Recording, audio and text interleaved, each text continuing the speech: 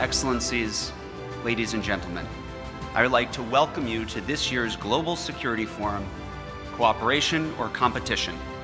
Changing Dynamics of Global Security. This year, the 4th anniversary of the forum, we gather both in person here in Doha as well as virtually, welcoming participants from around the world. While much has changed in the last 2 years since we were together in person, the threats, challenges, and issues facing all of us at the local, national, and international levels have only become more complex and more dynamic. This makes the forum and the topics that we will discuss over the next 3 days all the more timely and critical. Most of those global challenges that we are facing today are cross borders.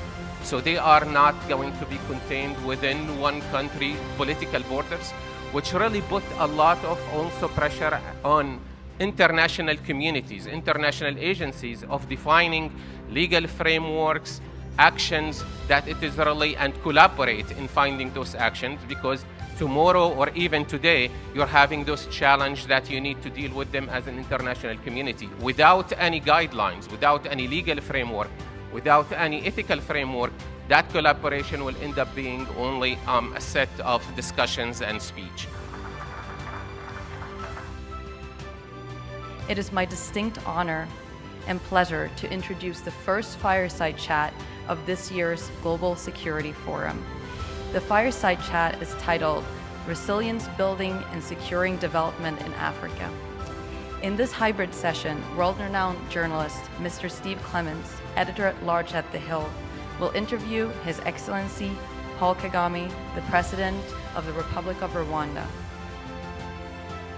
I guess my question to you is, how do you unplug that? How do you neutralize that in a way that you either seduce people back to see things differently, and in a less, you bring them back into society, or do you have to take a military and a harder security approach?